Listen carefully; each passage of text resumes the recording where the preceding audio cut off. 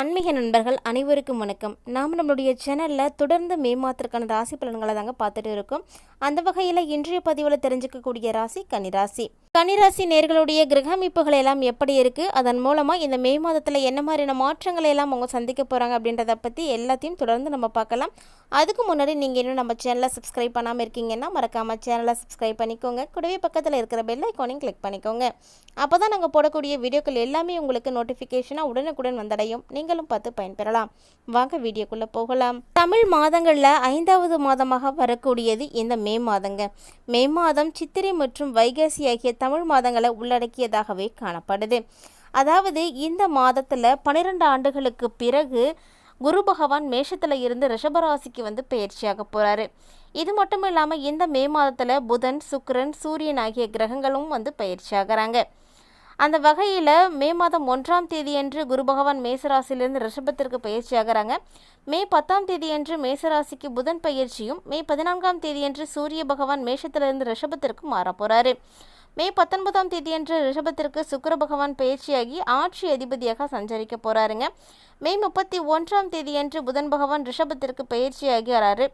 அதாவது இந்த கிரகங்களுடைய பெயர்ச்சியின் காரணமாக கன்னிராசி நேயர்கள் என்னென்ன மாற்றங்களை எல்லாம் சந்திக்க போகிறாங்க அப்படின்றத தான் இந்த பதிவில் இப்போ நம்ம பார்க்க போகிறோம். அதுக்கு முன்னாடி யாருக்கெல்லாம் கன்னிராசியானது காணப்படுதோ அவங்களாம் தவறாமல் வீடியோக்கு லைக் பண்ணிக்கோங்க. மேலும் உங்களுடைய குடும்பத்தில் யாருக்காவது கன்னிராசியானது இருக்கா அப்படிங்கிறதையும் கமெண்ட் பாக்ஸில் மறக்காமல் ஷேர் பண்ணுங்கள். பொதுவாகவே கன்னிராசி நேயர்களை பார்த்தீங்கன்னா எப்போதுமே எடுத்த காரியத்தை செஞ்சு முடிக்கிற வரைக்கும் சாப்பாடு, தூக்கம் இதெல்லாம் எதை பற்றியுமே கவலைப்படாமல் கடுமையாக உழைக்கக்கூடியவங்க. இது எல்லாருக்கும் தெரிஞ்ச விஷயந்தான். அப்படிப்பட்ட அவர்களுக்கு இந்த மாதம் எடுத்த காரியங்கள் அனைத்துமே கைகூடி வரும்.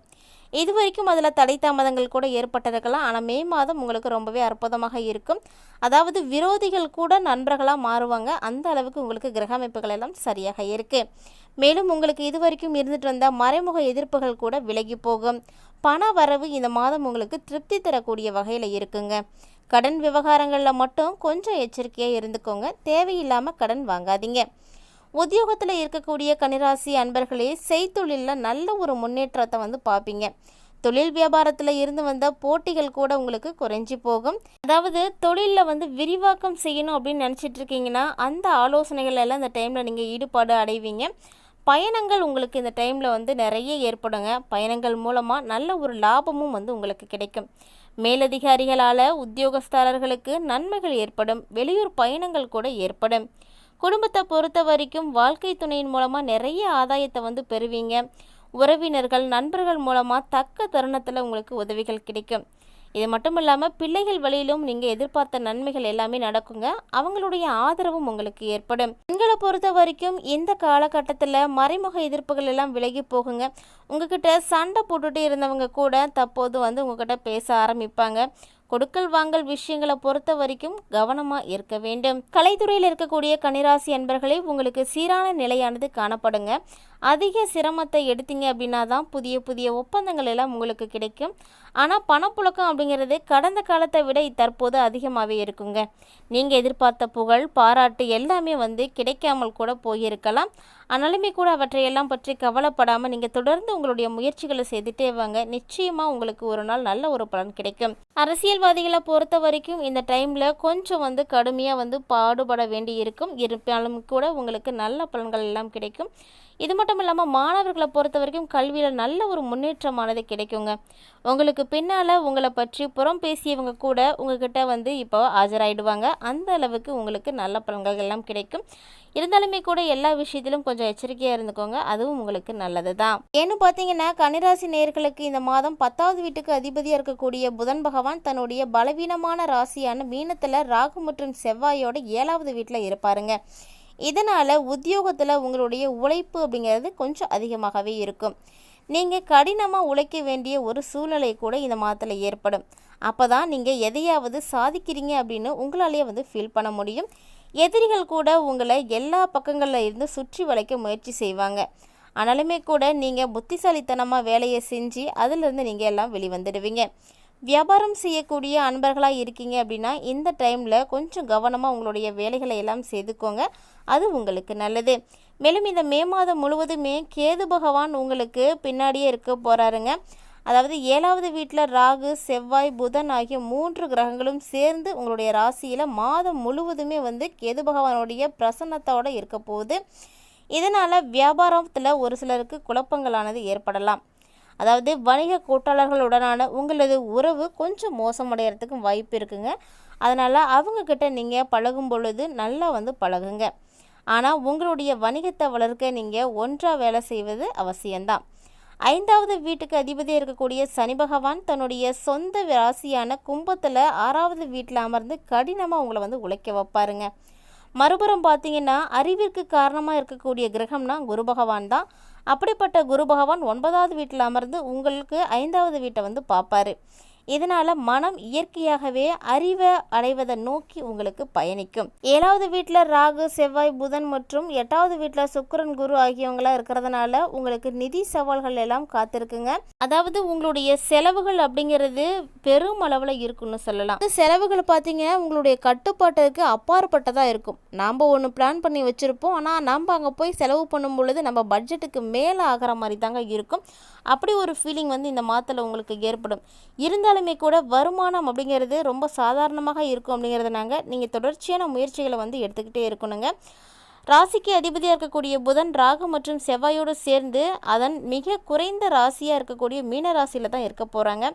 இது ஆரோக்கிய விஷயத்தில் மோசமடைவதை தெளிவாகவே குறிக்குதுங்க. அதனால் நீங்கள் ரொம்ப ரொம்ப ஜாக்கிரதையாக இருக்கணும். உங்களை எவ்வாறு ஆரோக்கியமாக மாற்றுவது அப்படிங்கிறதுல நீங்கள் ரொம்ப கவனமாக இருக்கணும். நீங்கள் சாப்பிடக்கூடிய சாப்பாட்டில் இருந்து நீங்கள் செய்யக்கூடிய செயல்பாடுகள் வரைக்குமே ரொம்ப ரொம்ப நீங்கள் கவனமாக கூர்ந்து ஒன்றொன்றும் பார்த்து பார்த்து செய்யணுங்க. ஏன்னா ஆரோக்கியம் அப்படிங்கிறது சரியாக இருந்தால் மட்டும்தான் நம்மளுடைய வாழ்க்கையில் நம்ம அடுத்த கட்டத்தை நோக்கி வந்து பயணிக்க முடியும் அப்படிங்கிறத எல்லாருமே நினைவில் வைத்துக்கோங்க. சரியான உணவு முறைகளை வந்து ஃபாலோ பண்ணிக்கோங்க. கால நேரத்தில் வந்து நடைப்பயிற்சி செய்வதும் உங்களுக்கு நல்லது.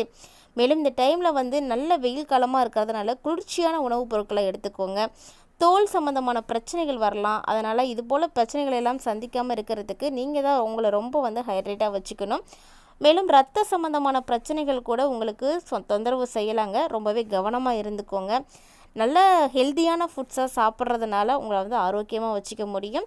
என்னதான் ராசியை பொறுத்து இத்தனை பலன்களை நம்ம பார்த்தாலுமே கூட நட்சத்திரம் பொறுத்து வரும் பொழுது ஒரு சில பலன்களானது மாறுபாடு அடைஞ்சிடுங்க. அந்த வகையில் உத்திரம் 2, 3 மற்றும் 4ஆம் பாதங்களை உடைய கன்னிராசி அன்பர்களுக்கு இந்த மாதம் சக ஊழியர்களோட ஒத்து போவீங்க. பெரிய கடன்களிலிருந்து விடுபடுறதுக்கும் ரொம்ப ரொம்ப இந்த உதவியாக இருக்குங்க. இந்த மாதம் உற்பத்தி சார்ந்த தொழில் செய்யக்கூடிய பணியாளர்களாக நீங்கள் இருக்கீங்க அப்படின்னா கண்டிப்பாக உங்களுக்கு ப்ரொடக்ஷன் வந்து எந்த விதமான ஒரு டல்லும் இல்லாமல் நல்லாவே போயிட்டுருக்குங்க. சூப்பராக உங்களுடைய தொழில் போகிறதுக்கு நல்ல வாய்ப்பு இந்த மாதத்தில் கிடைக்கும். பதவி உயர்வுக்குரிய அறிவிப்புகள் கூட உங்களுக்கு கிடைக்கலாம். ஒரு சிலருக்கு வெளியூருக்கு மாற்றம் கிடைக்கும். இதுதாக அஸ்தம் நட்சத்திரத்தை உடைய கன்னிராசி என்பவர்களுக்கு இந்த மாதம் பெற்றோர்களுடைய உடல் ஆரோக்கியத்தில் வந்து கொஞ்சம் கவனம் எடுத்துக்கணுங்க. மக்களுடைய நலனிற்கு எந்த விதமான குறைபாடும் இருக்காது. அதே போல் கலைத்துறையில் இருக்கக்கூடியவர்களுக்கு ஓரளவுக்கு நன்மைகள் எல்லாம் வந்து சேரும். ஓரளவுக்கு சோதனைகளும் கூட இந்த மாதம் உங்களுக்கு இருக்குங்க. ரெண்டையுமே நீங்கள் வந்து ஈக்குவலாக வந்து பேலன்ஸ் பண்ணிக்கோங்க.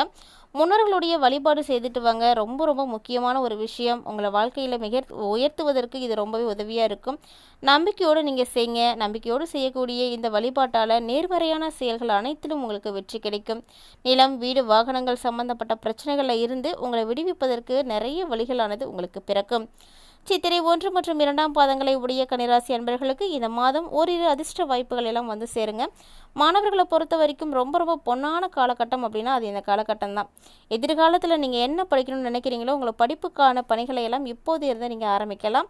குடும்பத்தில் நடைபெற இருந்த நற்காரியங்கள் எல்லாம் ஒவ்வொன்றா இனிமேட்டு நடப்ப ஆரம்பிக்குங்க. நண்பர்கள் எல்லாம் உங்களுக்கு ரொம்பவே ஹெல்ப்ஃபுல்லாக இருப்பாங்க. பிரச்சனைகள் உங்களுக்கு நடந்துகிட்டே இருந்தாலுமே கூட முடிஞ்ச அளவுக்கு மற்றவங்களோட விஷயங்களை மட்டும் தலையிடாதீங்க. அதை முற்றிலுமாக தவிர்ப்பதற்கு முயற்சி செய்யுங்க. பெரியவங்களுடைய ஆலோசனைகளை கேட்டு நீங்கள் எல்லா விஷயத்தையும் செஞ்சீங்க அப்படின்னா நல்ல ஒரு பலன்களானது உங்களுக்கு கிடைக்கும். இதுதான் உங்களுக்கு இந்த மாதத்தில் சிறப்பான பலன்கள் கிடைத்தாலுமே கூட எளிமையாக ஒரு சின்ன பரிகாரத்தை மட்டும் செய்துக்கோங்க. அது உங்களுக்கு இன்னும் சிறப்பான பலன்களை எல்லாம் பெற்றுக் கொடுக்கும். ஏதாவது ஒரு காவல் தெய்வத்தை புதன்கிழமைகளில் நீங்கள் தீபம் ஏற்றி வழிபட்டுட்டு வாங்க. நீங்கள் எதிர்பார்த்த காரியங்கள் எல்லாத்துலேயும் உங்களுக்கு வெற்றி கிடைக்கும். கடன் பிரச்சனைகள் கூட நீங்கி போகுங்க.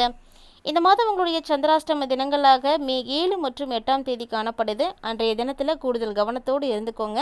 குறிப்பாக முக்கியமான முடிவுகள் எதையும் எடுக்க வேண்டாம். வண்டி வாகனங்கள் பயணங்கள் செய்யும் பொழுது ரொம்பவே கவனமாக இருப்பது நல்லது. என்ன நண்பர்களே, மே மாதத்தில் கன்னிராசி நேயர்கள் அடையக்கூடிய பலன்களை பற்றி தெளிவாக தெரிஞ்சிட்டு இருப்பீங்கன்னு நினைக்கிறேன். இந்த வீடியோ உங்களுக்கு பிடிச்சிருந்தா லைக் பண்ணுங்கள், ஷேர் பண்ணுங்கள், மறக்காமல் கமெண்ட் பண்ணுங்கள். மேலும் இது போன்ற சுவாரஸ்யமான தகவல்களை எல்லாம் உடனுக்குடன் தெரிஞ்சுக்கிறதுக்காக நம்மளுடைய சேனலை சப்ஸ்கிரைப் பண்ணிவிட்டு தொடர்ந்து ஃபாலோ பண்ணிக்கோங்க.